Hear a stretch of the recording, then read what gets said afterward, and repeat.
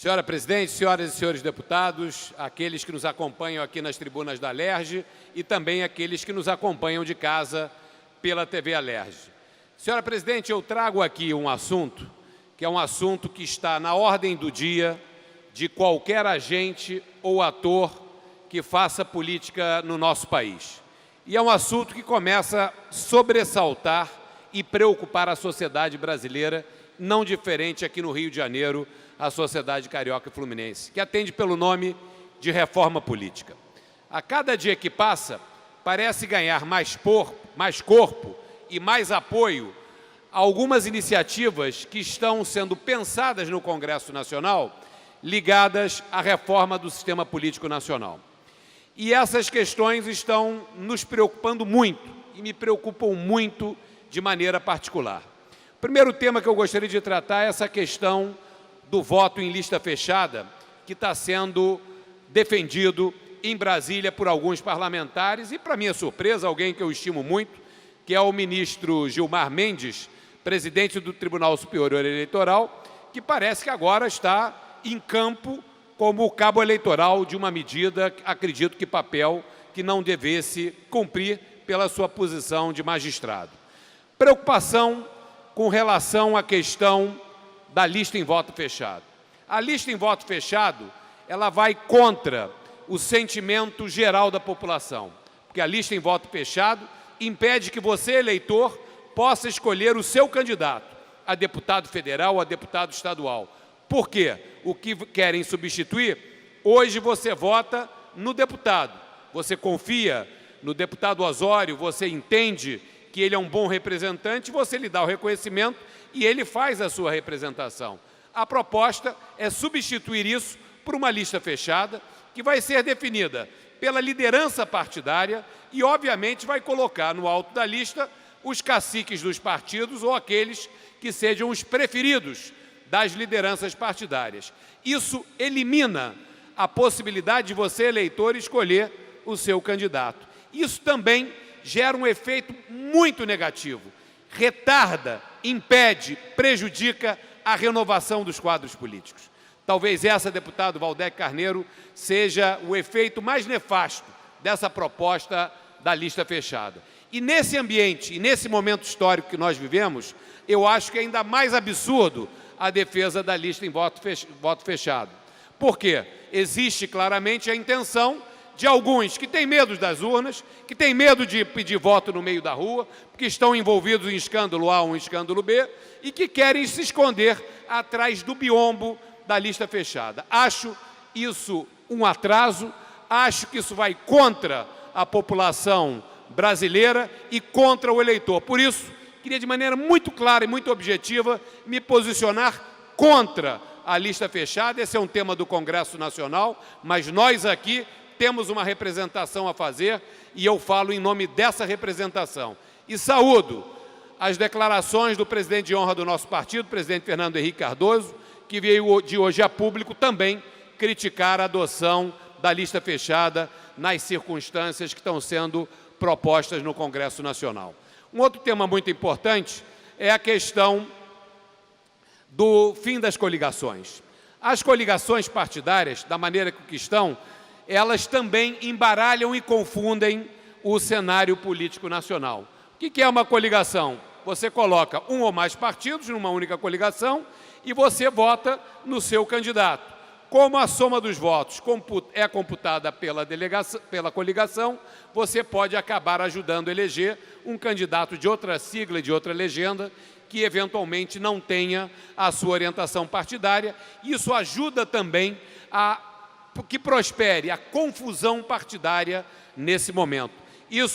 Esse tema já foi aprovado pelo Senado Federal, hoje está em discussão na Câmara dos Deputados e eu acho que é meritório que a Câmara dos Deputados aprove o fim das coligações o mais rápido possível já para as próximas eleições.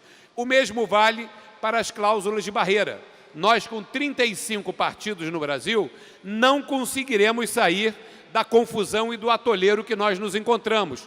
Hoje, todos nós sabemos, existem siglas de aluguel, que são formadas simplesmente para comercializar tempo na televisão e, obviamente, gerando a perda de representatividade e de identidade dos partidos que representam efetivamente linhas claras de pensamento e linhas claras de atuação política e de prática política. Por isso, senhora presidente, esse tema também já foi aprovado pelo Senado Federal e eu espero que a Câmara dos Deputados possa aprová-lo o mais rápido possível. Outro tema relativo à reforma política diz respeito ao financiamento das eleições. Eu fui candidato a prefeito nas últimas eleições com as regras em vigor que foram modificadas em 2015. Foi o primeiro pleito na atual regra de financiamento que proibiu o financiamento por empresas e permitiu apenas o financiamento por pessoas físicas. Eu concordo plenamente com a manutenção da proibição de financiamento por empresas. O financiamento por empresas talvez tenha sido um dos motivos que nos levou a essa confusão e, infelizmente, a deterioração completa da representação política do nosso Brasil e também do declínio da credibilidade dos agentes públicos, dos políticos e dos partidos políticos. Acho que as regras atuais devem ser mantidas para disputas de deputados estaduais e deputados federais. Eu não concordo em botar bilhões e bilhões de dinheiro público para custear e financiar uma campanha eleitoral, principalmente as eleições proporcionais. Acho que isso abriria margem para mais desvios, infelizmente, mais desvios. Acredito que as eleições para deputados federais e deputados estaduais devam ter as mesmas regras que vigiram nas eleições passadas para prefeitos e vereadores.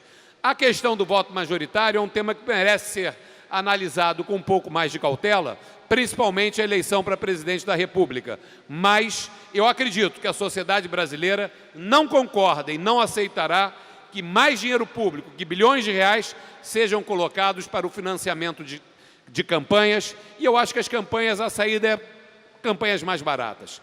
As campanhas das últimas eleições tiveram uma queda drástica de custos pelas restrições de publicidade eleitoral que foram colocadas e também pela pouca capacidade de arrecadação que tiveram os candidatos nas últimas eleições. Eu acho que o caminho é esse. Esse é um tema que tem que ser debatido, esse é um tema que tem que ser bastante discutido, mas eu fiz questão e faço questão de trazer a público aqui da tribuna da Alerj a minha opinião e dizer também que tivemos uma reunião no Diretório Municipal do PSDB aqui da capital do Rio de Janeiro e que a minha visão é uma visão que é compartilhada pela grande maioria dos seus integrantes. Isso mostra que nós aqui no Rio de Janeiro estamos sim alinhados ao que pensa o cidadão e é esse o nosso papel. Nós temos que proteger a representação é feita pelo voto, lista fechada é um absurdo e eu queria daqui mais uma vez reiterar esse meu